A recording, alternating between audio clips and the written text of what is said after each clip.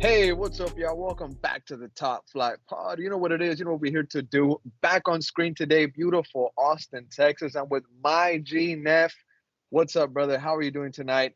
Thank you for being here for another episode of the Top Flight Pod. How you doing, Nef? Doing great. Thanks for having me. Lots to talk about in the Austin FC forum today, and plenty exciting news also on the Champions League round of 16. Dude, no kidding. A lot to talk about in the Austin FC side of things, and also, like you said, Nef, worldwide. There was a lot of interesting things that happened in the world of footy. Also, want to point out, shout out to everybody on the Discord, the Patreon members that told me that I needed to watch Ted Lasso. Officially finished with that show. Bruh, 10 out of 10. Masterpiece performance by Mr. Ted Lasso. One of the best shows I've ever watched. Top 10. Top 10 for sure. And on the Discord member, Patreon member note, I do want to send a shout out to everybody that supports We're Austin TV. You know, we couldn't do the type of work that we do covering Austin FC if it wasn't for y'all. And also shout out to the regular followers out on social media, Instagram and Twitter. You know, if you want to find out how to become a Patreon member, visit the link in our bio. But appreciate everybody's support. Now, Nef, anything you want to add on to the intro before we get started? No, like you said, thank you everybody for showing support. We got a lot of positive messages this past couple of days, thanking us for our work. So thank you guys for staying up to date with us. My G Nef. Now, on that note, let's get into the episode tonight. Now, I want to start off first with the breaking news that came out today from Tom Boger, and I'm gonna call it breaking news, but it's not really as fresh, maybe, as you could say. There were some details that were new that we hadn't learned yet, but Tom Bogert makes the Mikel Desler news official. Now, it was first reported by Farsam Abdul Abol Hosseini. Now, shout out to him. He came out with the original report. And if you remember back in January 15th or so, he said that there was links between Austin FC and that player, but that they were waiting until the summer, most likely when the player's contract expired. Now, his contract does expire June 30th of this year, 2024, Nef. So Rolo Borrell cooking, waiting until his contract expired, and he's getting a Europa League caliber player on a free to Austin FC here in the summer. That's what Tom Bogert is confirming. Now, this is what his tweet said, if I may read, Nef, and then we'll get your reaction. Tom Bogert says this. He says, sources, Austin FC is finalizing a deal to sign Danish right back Mikel Desler. Desler, 28, currently with Toulouse in France. The plan is for him to join in the summer on a free transfer when his contract expires. Now, Nef, I don't know if you heard me right. He said free transfer, mate.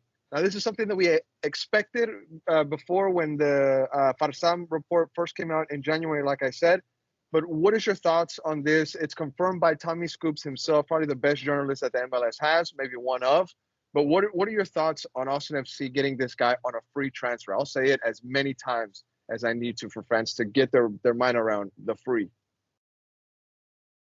Yeah, it's a great pickup in that sense. Very you're getting a regular starter as well. I think that's more important than anything. It's a regular starter. You're not getting a bench player that run out of contract. No, you're getting a regular starter that has good experience in Europe. And I mean, I think it's, especially like you said on the free, it's very low risk. It's a low risk signing. Now, of course, we're gonna have to see maybe how much this player is gonna make, but we're gonna cross that bridge whenever we get there. Now, real quick, some stats for on FC Toulouse and Mr. Desler, Mikel Desler.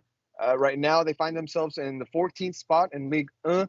There's 17 matches in, if I'm not mistaken. He's played all of them, I guess. Let's see. Let me double check that. Okay, he's been out in a couple of them. He's been out. One of them, he was on the bench, and then three of them, he's not been in the squad. Now, he's also played the Trophy des Champions and the Coupe de France, along with the UEFA Europa League. If I may talk about the Europa League stats real quick, Nev. They've played 5 matches. One of them, he was not in the squad. His assist came in league play. I skipped over that. 17 matches is what he's played so far. 1 assist so far this season. Looks like he's totaled just over 1,600 minutes, Neff. Now, FC Toulouse, I mentioned how they were in 14th. They're not doing so hot in the league. They just got beat recently by Nantes. Let's see if I bring that up. They lose to Nantes. Looks like 2-1. Nef. They're coming off of a win against Stade de Reims. They beat them 3-2, and then they beat. They lost to Lens 2-0. Now, if you look at the game against Reims, Stade de Reims, you see that Mikel Desler picking up a 7.0 match rating, probably one of the highest ones there in the recent games, right? But I do want to ask you this, Nef. Where does he fit on the depth chart for Austin FC for the right back spot? You know, that spot currently belongs to John Gallagher. So where is this guy going to fit? Is he going to come here to start, or is he going to come be John Gallagher's backup, brother? Well, a player of his caliber, you would hope would come to start. I mean, he's definitely going to be competing for it. But more than anything, I mean, I think with his experience and his regular starting in Europe, you would think he would be a starter here in MLS. Regarding John, I think you could make a good partnership with him. Really anywhere on the field as he has proven. He's a very versatile player. He could play up front on the wings, as fullback. You know, he'll be versatile enough that you can find a spot for him, and I think this could potentially open up the doors for him to go back up. 100%, mate. Now, good take there. Tommy Scoops coming through with his banger tweet. Love it that this time it's Austin FC. A lot of Austin FC fans took it as good news, right? They were excited for this player to arrive here in Austin. They were excited back in January when Farsam originally posted the information that there was links between the club and the player. If you look at the comments on We Austin TV and the Instagram post, you see Aimless Friend. He says, "Great signing, absolutely awesome news. We'll be free to use Gallagher where he fits best. Sorry, once our new friend can start." So there's just an example, kind of answering the question there, a fan in the comments. Now, once again, a free transfer. Everybody loves that. 28-year-old right back Danish guy. It's going to be very interesting what Austin FC is going to be able to cook up coming here in the summer, because I don't think this will be the only move that'll happen in the summer, Nef. Now, let's see. I do want to ask one more question, Nef. Talking about the summer, when it does arrive, will John Gallagher be pushed out of the starting right back spot? Is it a bad thing if he does? After all that, this isn't his natural position. The right back position is not his, right? So maybe this is good news for John Gallagher because he can finally push up. But you can't forget that he was an all-star player at the right back position, or on that wing back spot. So what do you think? Is this kind of maybe good news for John Gallagher? That way he can be free? I think it's great news for him, and then great news for Austin as well. I mean, you get to see where the team will be in the table by the time he arrives. But if this is a player that can come in and take that starting position from Gallagher, you want that, because that means that you have a better right back than Gallagher is as your starter, which is absolutely great news. It would be great news for Wolff, great news for the team, and like I said earlier, you can slot John Gallagher in different positions where he's gonna do a solid job. Let me see, mate. Now, just real quick, Europa League group stats here. They lost to Liverpool. They mean to lose. They lost to Liverpool 5-1 back in October 26th of 2023. One of the most recent Europa League group matches that they had. They're part of that Group E. They lost to LASK. Sorry, they beat LASK 2-1, but he was not in the squad. It is labeled as red.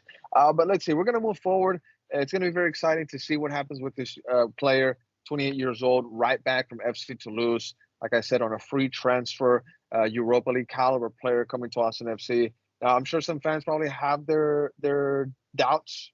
You can't convince everybody, but I'm very excited to see what this player is going to bring to Austin FC on a free.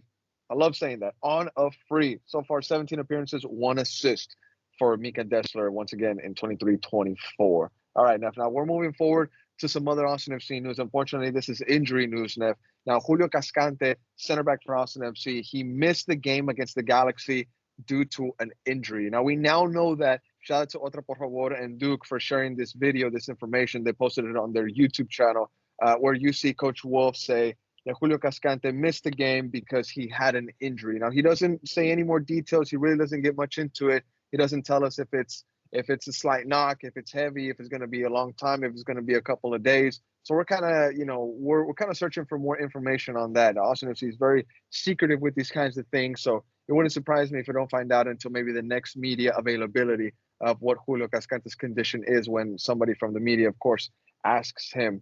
Now, I have, let's see, do I have the quotes here for Josh Wolff? Well, I get that quote enough to see what exactly he said. I do want to ask you, brother, if Cascante misses out on game day 1, who should replace him in the starting lineup? Because for me, I had him starting. If this is worst case scenario and Julio is out maybe a month, 2 months, we don't know exactly, even 2 weeks. Home opener is in 2 weeks, bro. If he misses that first game, who do you think should slot in for him in the starting 11? Go ahead, Nef. Well, I think we'll see a repeat of what the Galaxy game was with Leo and Hedges. I see. I think that's what it's going to end up being. Unfortunately, I mean, it's a low blow to more than anything to the locker room. Really, we all know how For important sure. Julio is to not just Wolff and the system, but to his teammates. He's a great guy. He's a great locker room mate as well. So it is very unfortunate. It really is, mate. It really is. Now, the quote I have here, Josh Wolff, he said this. He said, short-term goal is staying healthy with the limited guys that we have, ensuring that they're healthy and ready to go. Julio sat out today with an injury. There is Josh Wolff, Coach Wolff, confirming that Julio sat out because of an injury. Now, Nev, we were watching this game at Hop Squad. Shout out to them for letting us put on the match, and also shout out to everybody that came out and saw the game with us. But there was a moment in the game where the camera panned to Julio Cascante. It kind of went to him, and you see him sitting down, and he wasn't just sitting down like, hey, I'm waiting for the last 20 minutes for coach to put me in because I'm a starter. It was more of a, hey, I'm sitting out, I'm wearing a ball cap because I'm just enjoying watching my brothers play on the pitch, right? There was a feeling that I got like, hey, something might be wrong, right? I didn't think Julio was out just because he was waiting for the last 20. Like, as we see Danny come in late, we saw Noel come in late, we saw Valencia come in late, but Julio never came on, and we find out now because Coach Wolff is telling us that he did pick up an injury. Now we're hoping it's small. Hopefully it's not anything big, because as fans, there was some fans saying some interesting things in the comments. Reality is that we need this guy at center back, right? But we'll see what happens. Now, Nef, anything else you want to add on Julio Cascante's injury? Like I said, hopefully it's nothing too heavy because we need this guy. Yeah, no, I just want to wish him a speedy recovery. However long he has to be, I hope he recovers fast and is able to come back stronger. I mean, like you said, the team doesn't lack any any need for him. So for sure, we need bodies. Now, Nev, this is just pure speculation on my end, bro, 100%. But because Coach Wolff didn't specify, hey, it's a small knock. Because remember with CJ Fodder, he said, oh, he just dinged his knee. It's nothing serious, right? He doesn't tell us anything. He doesn't tell the media really anything after he says that Julio picked up an injury. He just lets us know that. So that's what worries me just a bit. I'm worried that Coach didn't want to share any more details because it could be something more than that. But we're hoping here that it's nothing too heavy and he's back on the pitch as soon as he can. Now, one thing that does push back on that, Nef, that feeling that I get, is that Austin FC posted pictures today and Julio Cascante is seen training with the boys. So it's not clear if he's working by himself, Nef, or it's also pretty evident that he's training with the team full on. So we'll see what happens there, bro. Now, let's see. Or they're not recent pictures. Or they're not recent pictures. We'll see what happens with Julio Cascante moving forward. But just like that, we got to move forward as well. Now, we're going to talk about the Austin versus LA Galaxy match, Nef. The 3-1 result where Bryant's Jimmy Farcarlin absolutely shined. Let's get into that match here. Now, Austin FC defeated the LA Galaxy and Diego Fagundes on Super Bowl Sunday with goals by Jader Obrian, Diego Rubio, and Bryant El Jimmy Farcarlin. Austin's second win of the preseason and their first win at the Coachella Valley Invitational. Now, before I give you my match thoughts, I want to know what were yours because I have something maybe that some fans might push back on. Go ahead. Well, I thought the game was uh, very similar to the other two. That's we saw a little bit more rhythm, definitely a lot more link up play, in which honestly Austin looked fairly decent at that link up play. They didn't do bad. Transitioning was a little bit slow as passing was, but they didn't do too bad going forward.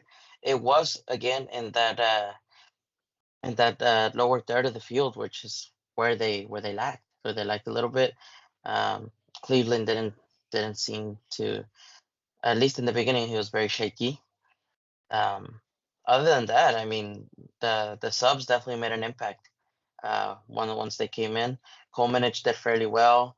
I think Noel did a fairly well job with the Question for minutes you, that Nev. was given to him as well. So. Question for you. Do you think this scoreline was flattering to Austin FC? Because LA Galaxy had chances. Diego missed maybe 2 or 3 chances. There were some saves that the keeper had to make, Cleveland, but there was one where Diego sent it way over the bar. Yeah, I think definitely the scoreline does not reflect what had really happened on the field, at least Okay. through the 90 minutes. I mean, but at the end of the day, you score your score. You True. can't take back True. the chances you miss, right? So It's also preseason, at the end of right? the day, it's absolutely, which is why I mean you shouldn't look too much into result and more towards the game, what the game was, and Sure. like you said, Fagu had shots that were fairly close, some opportunities as well. So the guys did fairly well to maintain the scoreline. So they did fairly. Now I don't know if fans might agree with me or not when I say that. I think the first half was I I don't want to say boring because there was things that happened, but I mean after Austin FC's first goal, which came in the 4th minute, after that there was very little that Austin FC produced going forward. The LA Galaxy had the ball a lot. We were saying there at Hop Squad how the Galaxy was moving the ball around as well. Zardes was trying to press, and when Austin FC scored first, it was because they were pressing LAFC's backline. They committed a mistake in the back. Juicy, toe pokes it. He does a bit of magic. He back heels it to Jean. Jean puts it into the box, and you know what happens right after that, right? So I do want to give credit for that. But after that moment, Nev, I mean, there was times where I had to look at the watch myself, like, hey, when are we going to the half? Because I want to see subs, right? I want to see some other guys out there because hey, if we're gonna play maybe this kind of football where we're gonna defend, hey, at least hey, I want to see some other guys. But it didn't end there because soccer always has 2 halves, and I want to give credit to Austin FC for the second half that they had. I think they had a much better second half. Other players came in, they seemed more comfortable, but the Galaxy also made changes themselves, right? They had to take some players out, and then they brought in some kids kind of similar to what we did. They're not kids, but you know what I mean by the MLS Next Pro guys, right? Now in the second half, I think Austin FC did get it right. At the end, both teams, like I said, they made multiple changes, but Austin FC looks like they got it done. Now, I want to talk about the goals there because the second and third goal for Austin FC were magic. A little bit of magic, bro. The first one, well, not the first one, but the second one, which was Jimmy's assist to Diego Rubio, was individual brilliance, right? Josh Wolff says that Jimmy, was like he was, what does he says, a rocket in a bottle or something like that, and he did explode on that left side. He finds Diego Rubio, and he just finishes off like a poacher as he should be in that box. But in the third goal, Neff, there was a lot of conversation about Wolff Ball. We're going to talk about that here later when we get into Josh Wolff's quotes, what he said to the media after the game. But that third goal is just Wolff Ball at its finest. Passing the ball in the back, waiting for your opponent to come out. You swing it to one side, and then Ethan Finley has acres of space. He exposes that whole back line. He exposes that space. He attacks the box, finds Jimmy Farcarlin, who, credit to him, was crashing into that box like a maniac. And with a beautiful header, bro, where he just pings it down, almost impossible for the keeper. It was a really good goal. So which one was your favorite from the second and the third goal? Because the first one was nice, but I had more interest in the second and the third one. I think I have to say the second one just because of Jimmy's dribble. I think it was great the way that he he went through the defense like that. Uh, For sure. we said it in the episode which we talked about how the draft went, and we mentioned Jimmy, and he seems like a great prospect. That guy has Mm. speed. He's got a fairly decent dribble to him. It's just a matter of, I guess, how he's able to implement that against players of the higher caliber. And he doesn't seem to be doing half bad. I do still believe he might be an MLS Next Pro player that come this season, but Oof, I don't know but about I that. think I don't know it, about that. Go ahead. Go if ahead. done well, I think he can go up. Okay. All If right. All done right. well in Now, a couple years, I think he can hit it. perfect. Perfect. Now we're talking about Jimmy Bryant. We're gonna call him Far Carlin if we may, because I don't think Josh Wolf likes it that some folks in the media, maybe the fans, are calling him Jimmy. He made an emphasis to calling him Bryant, so we're gonna call him Far Carlin just to avoid any kind of confusion between coach and the fans and the media. Now, this is a quote from Wolf because, believe it or not, Neff, Wolf plans to give him significant minutes against Red Bulls New York on Wednesday. By the time you listen to this pod, that result may have already been out. They play at 3 p.m., but we'll get to that here in a bit. Now, this is Wolf. He says, quote, he's done a good job with his limited minutes. He's lightning in a bottle. You can see he can change speeds quite quickly, get downhill on you quick. What I love, probably more than anything, was the second goal, arriving inside what for us is the red zone. I think that's something that he lacked in the first 2 or 3 weeks. We've encouraged him. You need to arrive. You got to be a goal scorer, a goal provider. When you have the ball, and obviously you're going to try to score as well. Now, that's Wolf on Mr. Bryant El Jimmy Farcarlun. Now, Neff, my question to you is this. Farcarlin picks up the assist for Rubio's first goal, yes. His first goal in Austin FC colors, yes. And he bags a goal for himself off a fantastic header assisted by Mr. Ethan Finley.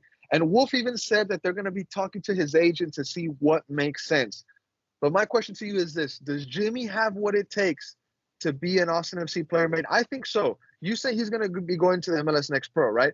But do you think he has what it takes to at least be a super sub for Austin FC, a super sub coming off the bench because he has the speed to punish those tired teams in the last 15, in the last 10 minutes? Can he at least be that for us? My take comes more from what I think is going to happen, the most realistic thing that's going to happen.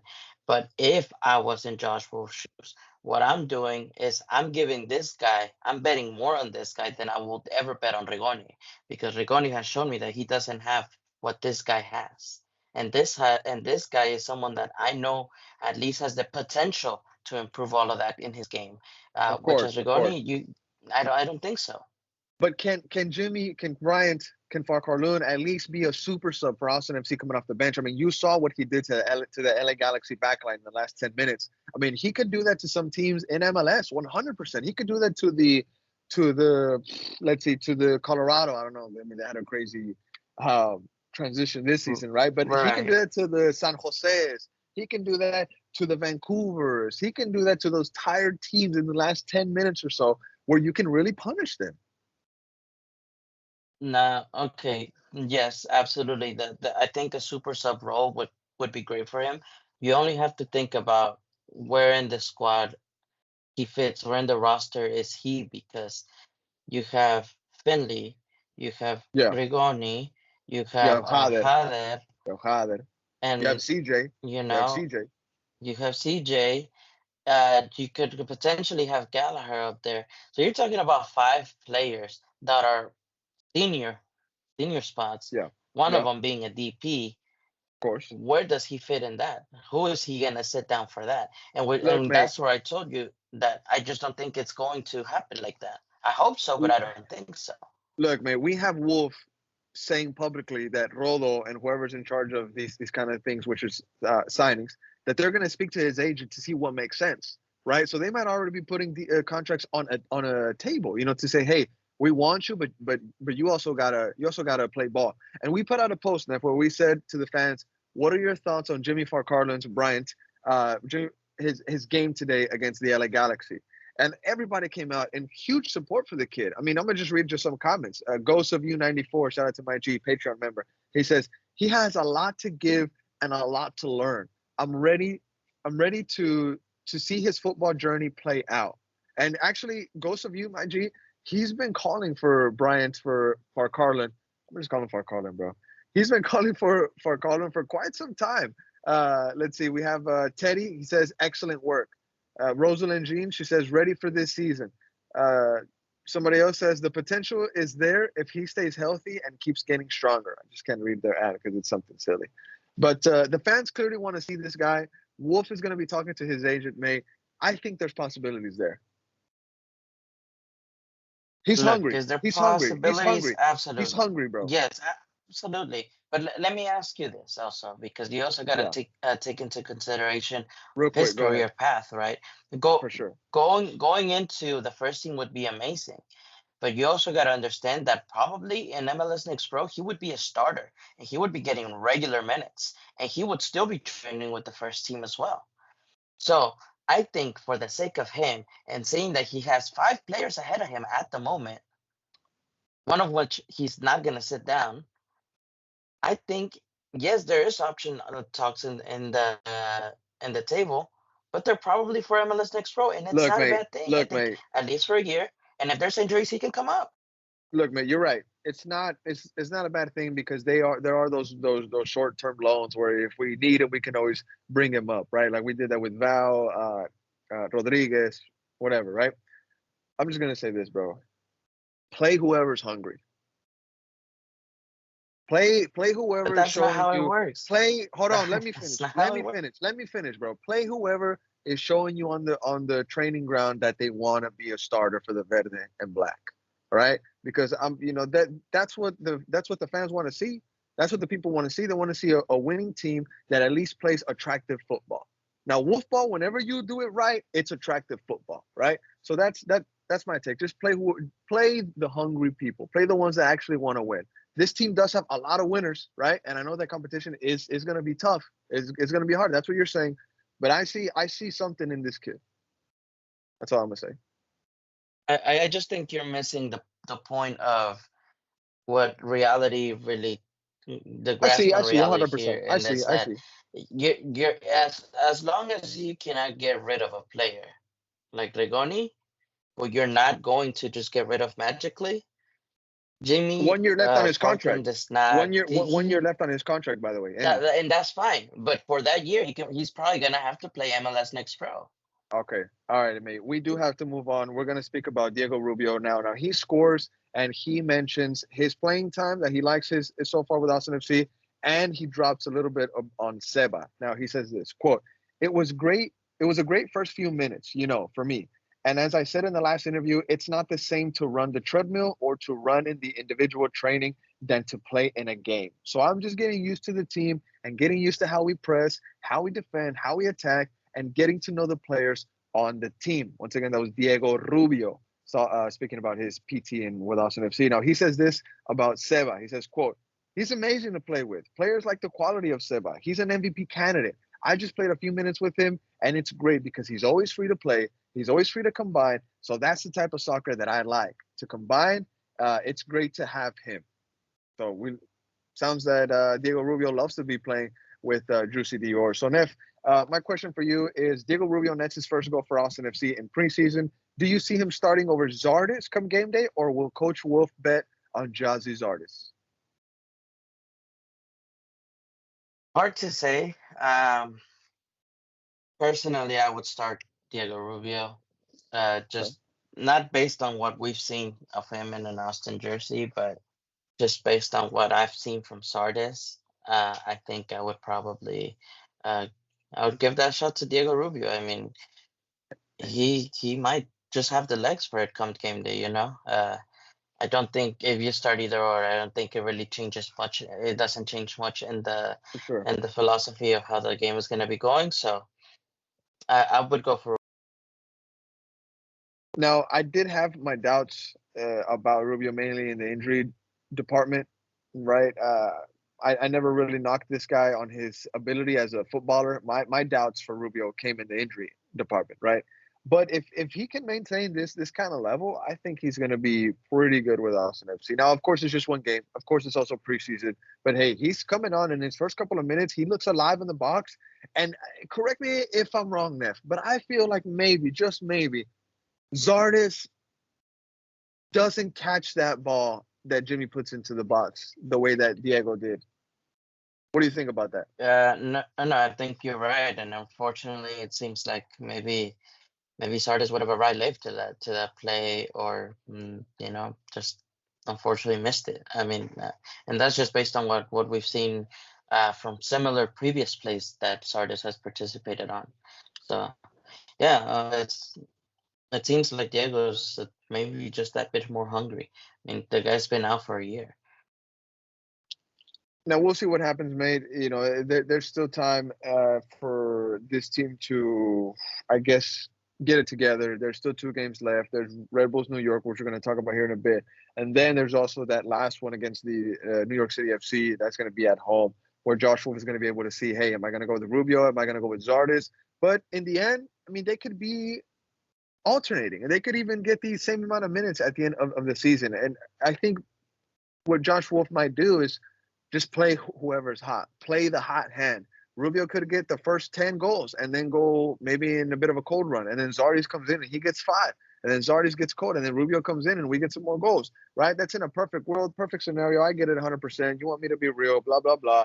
But I'm just saying, I could see a world where Rubio and Zardes alternate. Boom, boom. You come in this game, you come in that game. So we'll see what happens, mate. Yes or no? Is that a good take for you?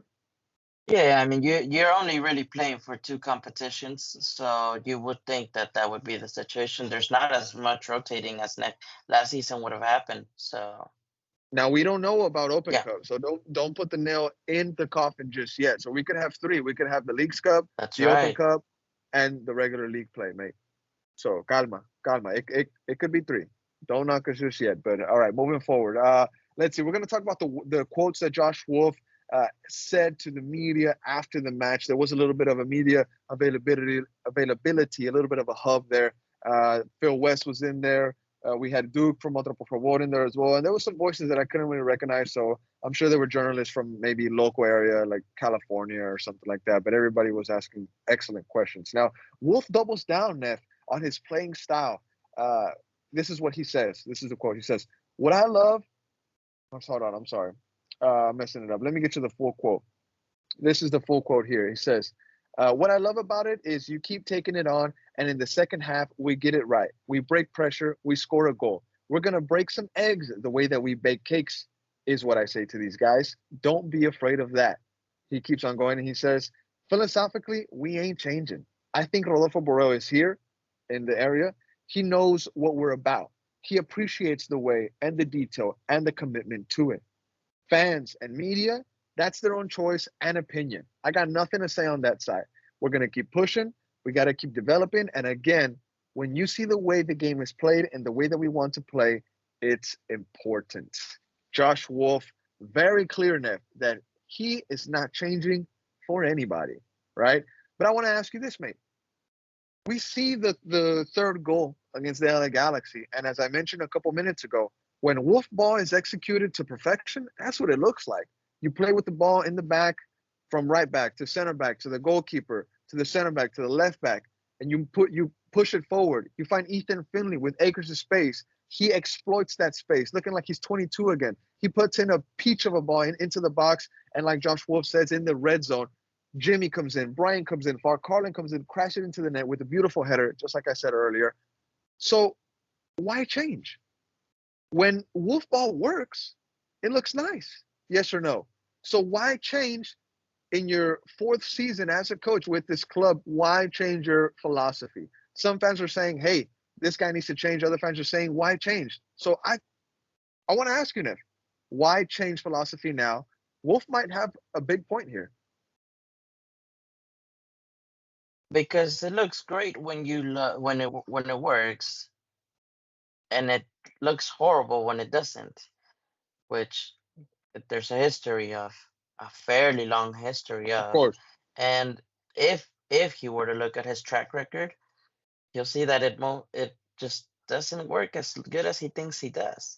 I mean, yeah, you're gonna break some eggs when you bake, yeah, I love that, by and the you're way. also probably, I love that one. and you're also not gonna make any cakes at some point, um, so I think Wolf is being very dismissive of other ideas, and which is fine. If he has the job, it's very proven. Nobody's gonna take it away from him.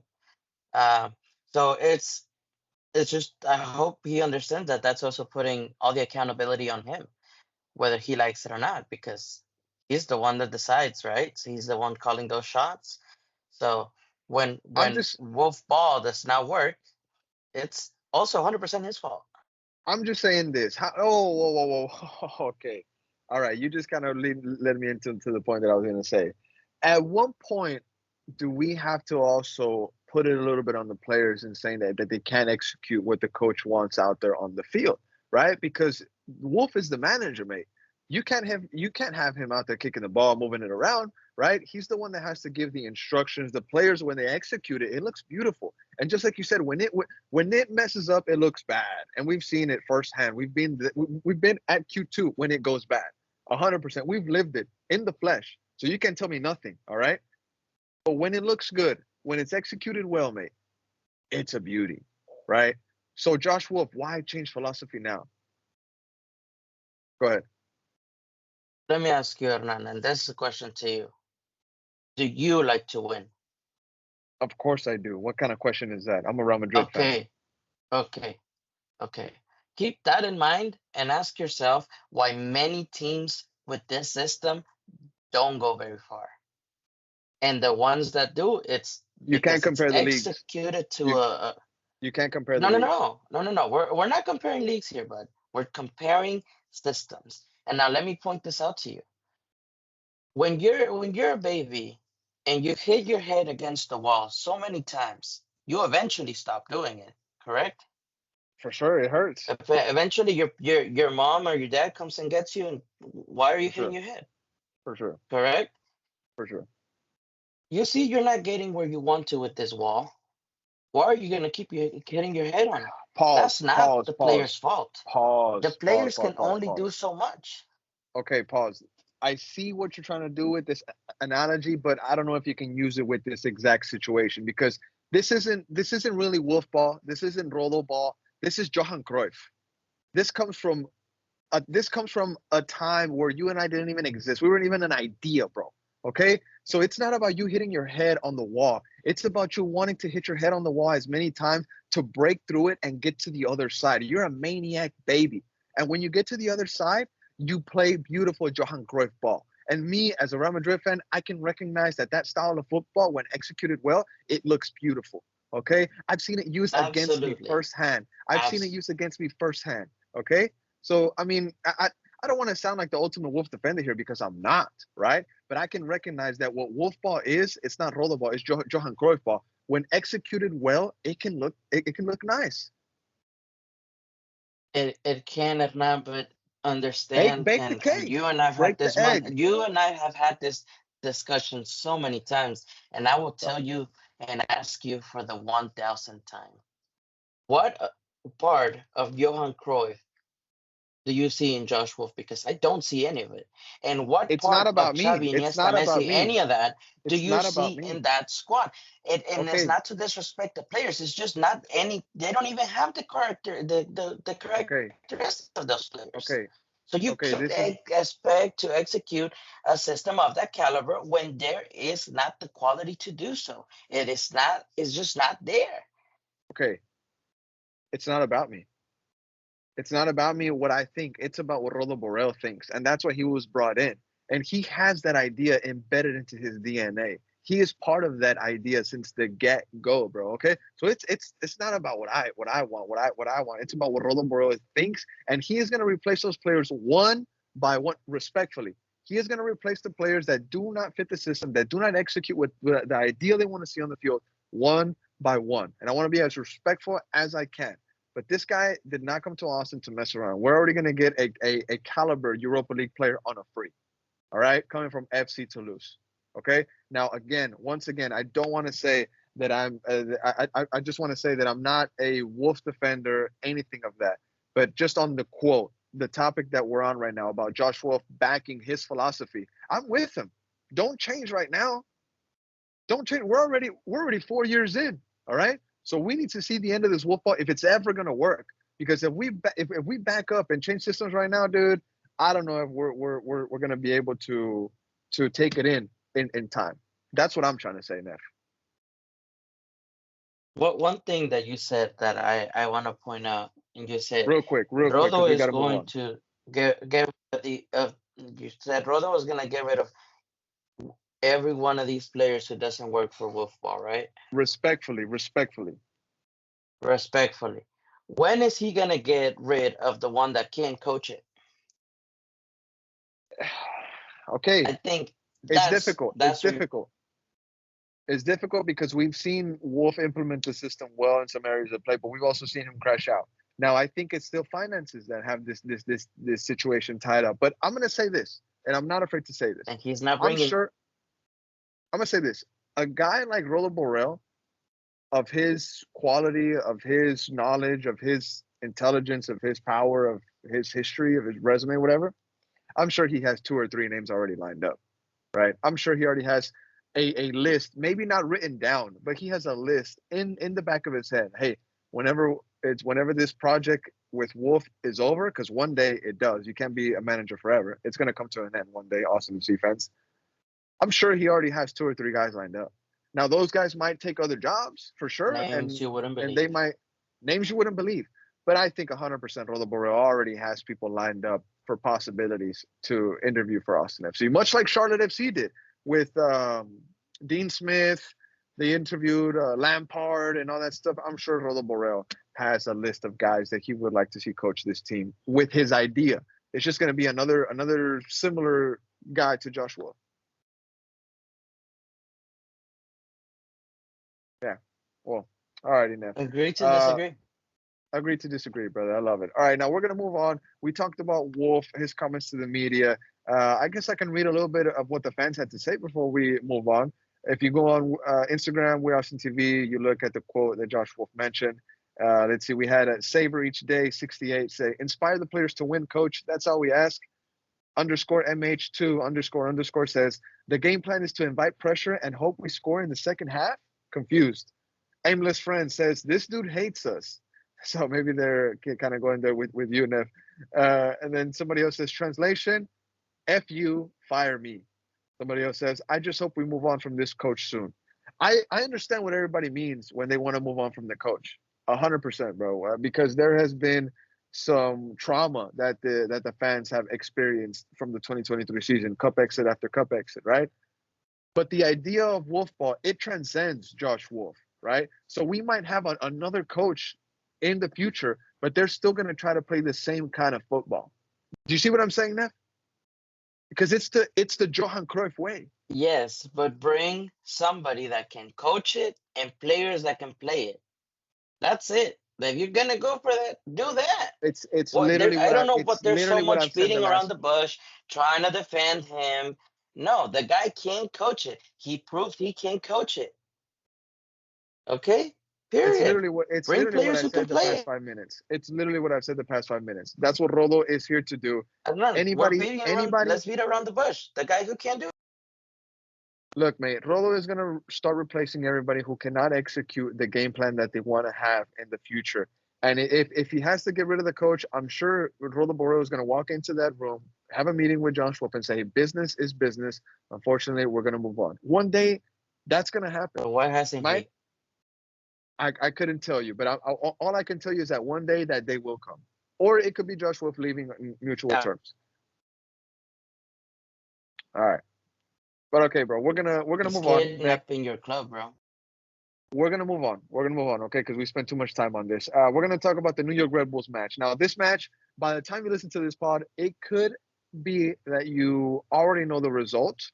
So we're gonna try to speak on it as well as we can, Neff and I here today. Now, of course, we gotta ask for predictions, Neff. I want to ask what lineup you want to see, and of course, this is the last of the Coachella Valley Invitational matches for Austin FC, the year of 2024. Before we get into the Champions League talk.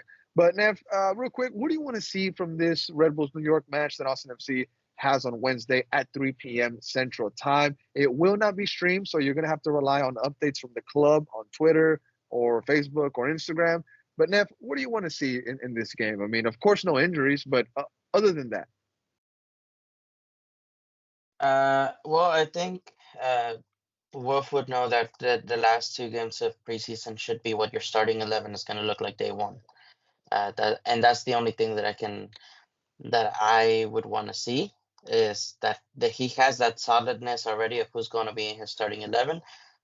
You've had 3 games, 4 games to to do your experiments to try to Yeah, give people minutes. I think these yeah. last 2 games are to solidify those ideas and get the. Okay. All right, mate. Now, if we look at the starting 11 from the most recent match that Austin had against the Galaxy, we had Stephen Cleveland in goal. John Gallagher was at the right back position. Matt Hedges, Leo Väisänen were the two center backs. Jean Komenich was at the left back position. Alex Ring was the sixth, Nef, if I'm not mistaken, by himself. We had Owen Wolff at the 8, which would be, and of course, the captain, Sebastian Drusi, at the 10 with his number 10. In the attack, it was Emiliano Rigoni, Jader O'Brien, and Jazzy Zardes at the 9. So could we see maybe something similar in the Rebels New York match? If I can make a change, I would put Brad Stuver in there because, like you said, Neff, we are getting closer to that home opener, and we need to see who is going to be our locked-in starters.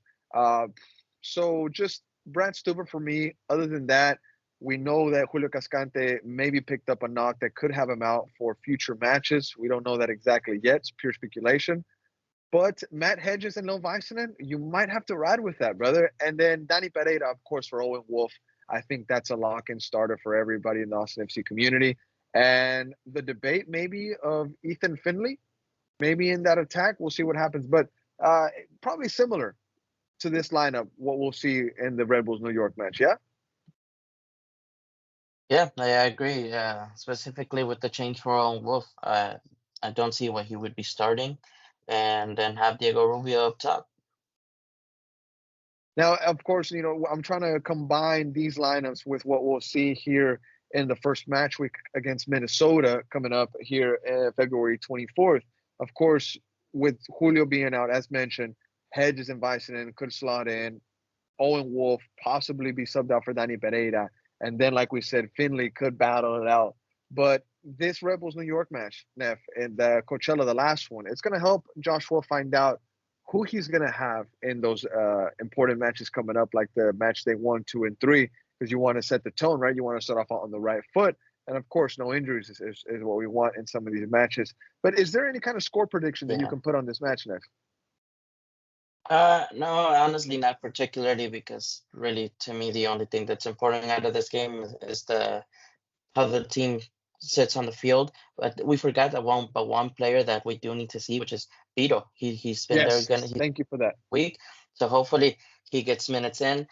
If anything, I'm gonna wish the team well. I hope they get a win, whatever result it is. But um, that's as much as I can hope. Now, Neff, I want to spend 2 minutes on Guilherme Biro because you do bring up a very important topic, the fact that he's already been training with the team. So could we see his first couple of minutes with Austin FC? Now, in the past, Josh Wolff has been very patient with getting these players some official playing time. Some fans make fun of the Corozo move that he got here and it took forever to play. Leo also took forever to play. Rado, I think, also took forever to play. Prado. But with Diego Rubio, we see him immediately slot in the field, and he immediately gets a goal. So could we see Guilherme Viro come in for Jean Komenich maybe in the second half, play the last 30 minutes or so, the last 20? Because Jean Komenich also looks good. He has 2 assists. So maybe we could spend just a little quick minute on that debate about the left backs, bro. Because with the addition of Guilherme Viro, you now have Jean Komenich with some serious competition. Now, Guilherme Viro brings that Brazilian style, that fight that we see in the Serie B. Do you think that Jean Komenich is going to have a hard time fighting off Guilherme Biro, or do you think that Biro is going to ultimately overtake him? Because Football Critic thinks that it's Biro's spot. He just has to take it. I agree with Craig, but I'm also going to say that it's they're both going to have a hard time uh, fighting for that spot. I mean, they both Fair. have quality. Fair. They're both at a decent level. And if we're gonna believe everything that he said in his quotes, then the guy's coming. He's coming for that spot. He's not coming here to for paycheck. So hopefully that's the case. And I mean, the little that I've seen from Vito, he looks pretty well. Now, you mentioned what Biru said. I have the quotes here posted on We Are TV's Instagram. You can go check them out. Guilherme Biru says, quote, I'm a very engaged player who works hard daily. I'm a good teammate who tries to help my teammates a lot. Strength and effort, I'm never going to lack it. He also says, Brazilian soccer is a soccer that is happy and joyful, but it comes with a lot of responsibility and demands a lot. I want to bring a little bit of that Brazilian soccer here to Austin. Please, Guilherme Biru, bring as much as you can, brother. We need as much as that Brazilian samba as we can get, bro. But let's see. Now, if anything else we can note on the Red Bulls New York match, of course, we want to see Guilherme Biru. Hopefully, he gets some minutes over Jean or whenever Jean is done playing. But anything you want to add on that before I read a quote here from Jean Komanich? No, just like I said, best of luck to them. Hope to hear from of a good performance from everybody, and hope to see a more solidified starting. 100%, mate. Now, Jean Komanich, we were speaking about him and Guilherme Biru, the topic of the left back competition, I guess you could say. Jean Komanich, he spoke with Phil West after the LA Galaxy match. He gave him this quote. You know, Jean says this. He says, "It was amazing to be out there with the guys again, just to like do with the ball, to not have to worry about anything. I'm real happy with how this preseason is going for me, and I'm really happy too, Jean. I'm gonna say that 2 assists already for this kid, for this guy. You know, he's looking like he's enjoying his time with Austin FC after a very long and just nasty injury, but looks like he's coming back well. A lot of people have been saying that he looks fit, he looks very healthy, he looks strong, and Josh Wolff giving him probably the best compliment that you can give somebody and saying that mentally they're very, very, very strong. So Nef, I mean, anything you want to say on Jean Komanich? Because I mean, it looks like this guy's ready to make the full comeback. It's good to hear he's encouraged, more than 100%. anything. I mean, that he's ready to get on the field and prove that he's going to be the starting right back. I mean, left back, and so that's what you Yeah. need. That's what you want to see from me and hear from me. 100%. I agree 100%, man. So we'll see what we see tomorrow or Wednesday, whenever you listen to this pod. Maybe the scoreline is already out. But hopefully, hoping for an Austin FC win. Of course, we want to close out Coachella on an up. But even then, I know a lot of people have been saying it's just preseason. Don't look much into it. Our recent guest, Kevin Morris, saying, hey, it's just preseason. I don't care. I don't really look into it. That was his take. Maybe sometimes we commit the crime, Nef, of looking too much into preseason games, but they're just as important because it's about how you prepare for the season, right? But it is what it is, Nef. Now, anything else you want to add, Nef, maybe on the Coachella Valley Invitational before we go into the European segment? No, only hope that next year, hopefully, where Austin TV makes an appearance and is able to get 100%. more details out to the fans. 100%. Now, before we transition into the European segment, I do want to send another shout out to the Patreon members and everybody on Discord. Now, just like Neff mentioned, next year, 100%, we do want to be out there. Just more than one of us, maybe myself, Neff, Football Critic, B, Bali. And with everybody's support, you know, just like I mentioned, we're almost at 100 members on Patreon. Absolutely grateful. But with that support, you know, we're already able to fund our new studio. That's going to be coming out here soon. We're going to be making these away trips. That's going to be a lot of fun. And just like Neff said, next year, that Coachella Valley Invitational, it's already on the calendar for 2025 if they host it, I guess. But just want to say thank you to everybody out there. And Neff, we can officially transition to the European segment. Now, Champions League football is back. What was it? The round of 16, Neff, if I'm not mistaken, is the Real Madrid played Correct. against RB Leipzig and Manchester City played against Copenhagen. All right, it was a very interesting game. It was 3-1 over there, and then Real Madrid just with a slight victory of 1-0 with VAR drama, as Real Madrid loves to do it. But before we get into Madrid, Neff, we're going to talk about Man City. Man City now 3-1 against Copenhagen. It was goals by KDB, goals by Bernardo Silva, and also Foden with a very nice play where he sets it up himself at first, and then there's a cheeky cut pass back, and he finishes it, no mistake. But anyways, 3-1 for Pep Guardiola and his boys made. I mean, anything you want to mention on City, Neff? I mean, they're probably Real Madrid's biggest competition for the title of the Champions League trophy. Not only what a player Foden is, him.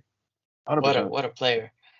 Exceptional game. Also, Silva's goal was pretty of a goal. But in Who's terms of going? that, I Sorry, mean, City should have who's going? Silva, Bernardo. Oh yeah. A bit lucky because that play, the ball bounced around maybe just a bit, but hey, Man City players, that's why they pay them so much because they're lively on their feet. Yeah, no, I mean, City shouldn't have any problem in that tie. So, uh, it's a good gift. Yeah, honestly, it was a good game, mate. Now, I do want to mention on the Man City side of things, they are a very, very positive team. They're going to give you competition, right? But, I did mention that they could be Real Madrid's biggest, uh, how can I say it? Maybe the biggest threat to spoil the party. Now, do you think that Man City really has what it takes right now, Neff, to win a trophy like the Champions League? Because they have been slipping in the domestic league in the EPL. They haven't been bossing it like before. Do I smell weakness? Is there blood in the water? Maybe. What do you think? I think that's a reach. A team of the with the caliber players that Man City does, you never write them off, and you never start doubting them because the one thing they do is, well, one headline that I read earlier, they're on autopilot, and that is very true. Their season Okay. basically starts in quarterfinals. That's really when they start waking up and they start hitting. I mean, look at last season. They ended up taking a prem title they weren't even in the race for a good amount of it. So, Hmm. or not, I shouldn't say not in the race, but they weren't top for a good amount of it. So, Now, I mean, domestic a league team like City, you never want to write it off. in the Prem, mate, right now they are in second place.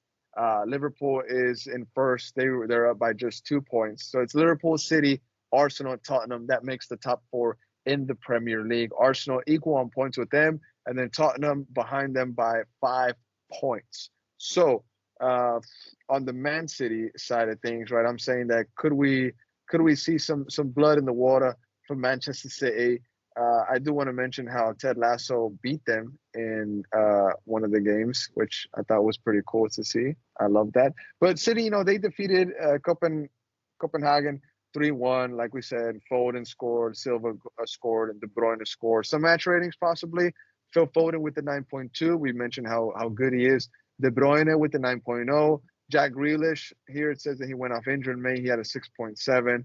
Erling Haaland maybe cooling down. He had a 6.5. And Ederson, the goal that they conceded was a poor clearance by him. Copenhagen players clean it up. Their first try got blocked. I think defensively there was a block there, but the rebound, first touch finish, curls around the keeper, no mistake. Ruben Diaz or Rodri, they couldn't do anything to block it. And at one point it was 1-1, bro. At one point it was. But all right, I know you're waiting for it, Neff. We can talk about Real Madrid now, mate. Now, Real Madrid, they defeated RB Leipzig 1-0 with some maybe magic by the sorcerer that his name is Brahim Diaz. I mean, what a goal, bro. Fantastic goal by this kid. I couldn't believe the way that he didn't fall down, the way that he said, nah, nah, nah, nah, nah, nah. I believe in myself. I'm not gonna take the foul. I'm getting back up on my feet. He actually never fell. I'm holding up. I'm dribbling into the box and I'm taking the shot myself. And it goes into the back of the net for Real Madrid's only goal of the match away from home, bro. Do you see how big this is, bro? Big for his confidence, big for the fans to just give him more support, and also big for Carlos' trust in this player, bro. Now, Eric says that I wrote him off at the beginning of the season, which is a total lie, a complete lie. I've been excited about this player since he arrived from Manchester City. But, Neff, I want your take on obviously the match and maybe some thoughts on Mr. Brahim Diaz. No, I mean, look, I was one of those guys that didn't particularly believe in Brahim. I didn't see. Um, I knew he had the dribble. I knew he had that. I just wasn't sure he was a Real Madrid caliber player. But I'm glad to say that he's proven me wrong.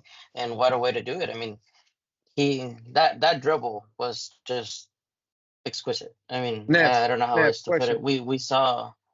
Uh, I, I really hate to stop you, but is it crazy to say that dribble was Messi like?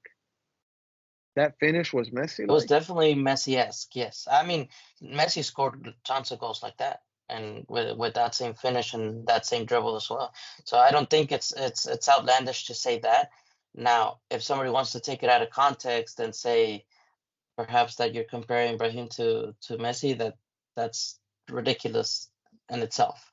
But yes, the dribble, the action was definitely very Messi-esque, and part of the reason is why is because they're very similar physically. Brahim has a very low center of gravity, as Messi does. So these type of actions are very easy to players that are built like that. That being said, I mean, Lunin, our goalkeeper, had probably the night, the more consistent night, and 9.6 match rating, he brother. had 9 shots, 9.6. 9.6, and 9 9.6. saves in one game, which is Uh, only ever seen by okay, Courtois, I believe, in that okay. league final. Park the bus right there. We need to unpack something right now because we're not gonna go about this podcast. We're not gonna talk about Real Madrid without talking about the the scandalous VAR decision again in a Real Madrid Okay, match, right? okay, And very this early is in the game, Madrid could have been down 1-0, and the stadium would have gone against them. It would have erupted against Real Madrid players. Now, mind you, they can handle absolutely. it. They can handle it. Great players, right? But the referee Not a big deal. awards offsides. The referee awards offsides, right? Now, Eric sent it to the group chat. He sent this video that had the narrative that Real Yeah, Madrid yeah, are some cheats, pretty much. Now, right, me as the host, I have to bring it up, right? Because we have to talk right. about it if it was right or not. But I And I'm think glad it you was the asked. right call. Hmm. I think it was the right call. Now, can you say The why? the not the player that heads the ball, but the player behind Lunin clearly gives him a nudge and interferes with the play, and he is offsides. Your take? Correct. And no, and that's 100% correct. And if people want to go ahead and say that's a cheat, that, go ahead and talk to a Villarreal fan who had a very similar type of goal taken away from them by VAR against Barcelona. And of course, at that time, it was a correct call. I don't see, if you know how the rule works and you know how it is, it's not controversial at all. I mean, the call is Okay. there, the rule is there. It is what it is. Even the players themselves didn't make that much of a deal about it because they knew they knew how this worked. They know that the guy, by not by interfering with them trying to get the ball, but by interfering with the goalkeeper, which he Mm-hmm. did put two hands on his back, 100%. as soft as you want it to be, it's still it's still a foul on by the 100%. rule book. 100%. So 100%. with that So being said, so that goal I think was rightfully disallowed. But with that, but RB Leipzig played a great game. I mean, they did force down okay. Lunin to make incredible saves. Okay, Neff. So why is it that every Real Madrid match, not every, but a lot of Real Madrid matches this season have had controversial VAR calls? Because people make it what they want it to be, and that's Okay. just the truth of it all. I'm not gonna come in here and say they hate us because we're the biggest team in the world. No, but you know what? People do love to see the big teams fall, and they love to make themselves the victims of teams that aren't even theirs. You Kiss have the no badge idea real how many quick. Barcelona fans have Kiss the come. badge real quick. Kiss the badge real quick. Oh, Kiss the badge. this right Kiss here, it. Kiss this the badge. beauty. Uh, Oh, okay. Not biased at oh, all. call it what you want, Adnan. And people can disagree and agree or whatever it is. But the truth of the matter is, for example, the Almeria game, if it had gone the other way around, they wouldn't have said a thing. All right, If it all was, right. if it But was now, Madrid, they said a thing. okay, all right. Now, I do have to stop you there because you mentioned Almeria, and it's a perfect transition into what I wanted to talk about next. And this is a La Liga topic. Now, an ex-Austin FC player, you have Real Madrid on your shirt right now. I have Austin FC on my jacket. An ex-Austin FC player Bravo. by the name of Radovanovic. He is having a great time with his team Almeria in La Liga. Well, he just Shout got out there. to Yes, yeah, but check this out. We have some screenshots on our Discord channel. where we see some translations. Somebody says, with Rado, we have gained defense in the area. It was what we needed, and he has that aggressiveness in the area. Right? That's one of them. Somebody else says, of the little positive yesterday, both played a great game, especially Radovanovic, who in one game has already done more than the rest of the center backs combined throughout the season. Radovanovic, bro, bossing it with Almeria and La Liga. Anything you want to add on him before we end the pod? Well, yeah, he's only really played one game. But look, the fact that he's in La Liga and because he is going to be starting for Almeria, just shows you how incompetent a certain coach is, that he couldn't even get the best out of this guy. Or couldn't convince to. I hate when people leave finances out of things, bro.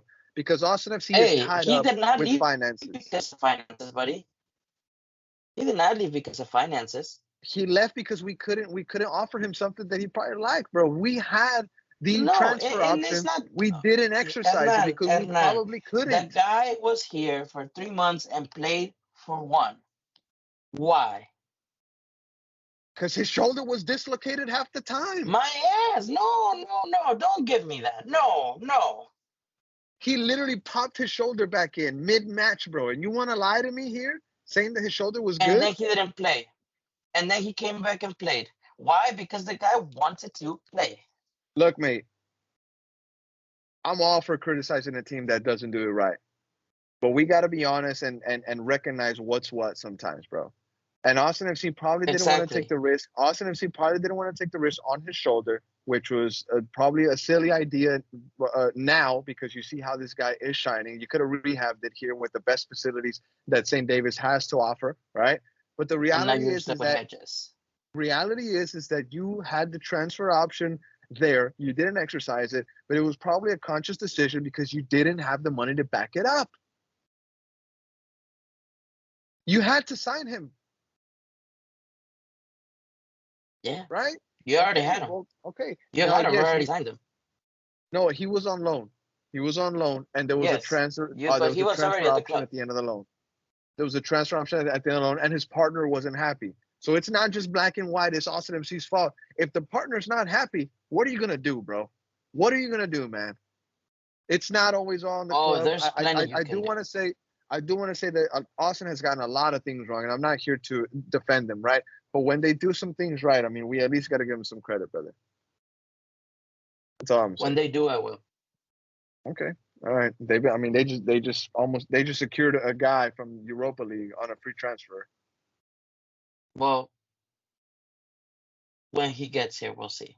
They signed Jader Obrian in the re-entry draft after getting rid of Kip Keller and turning it into one thing and another thing and another thing, and it ended up being Jader Obrian, who's shining in preseason. Nothing? It's preseason. Okay. All right, you love Redes from the beginning because of preseason too. Let me remind you that. Redes had 4 goals, and there was optimism. There was optimism there. Optimism there. Okay. He was your preseason king. But Redes is gone now, and I don't want to speak of him. Okay. All right. Now, shout out to my Nef. You have a pattern. You have a pattern, just saying. Okay, we're gonna end it there. All right. My Nef, appreciate you being here tonight with me to talk about Austin FC and the best of European football. Champions League matches that will be coming up tomorrow or Wednesday. PSG play Real Sociedad at 2 p.m. Lazio play Bayern. Shout out to my G. Brad, big Bayern fan in the Discord chat. They play at 2 p.m. And then Tuesday, February 20th, PSV Dortmund, Inter Atlético de Madrid. Tuesday, February 20th. Both of those games at 2 p.m. But again, thank you everybody for joining us for another episode of Top Flight Pod. I'm Hernan, that's Nef, and we'll be back soon with another episode, and soon back in the studio. Have a good night, everybody. Have a good day.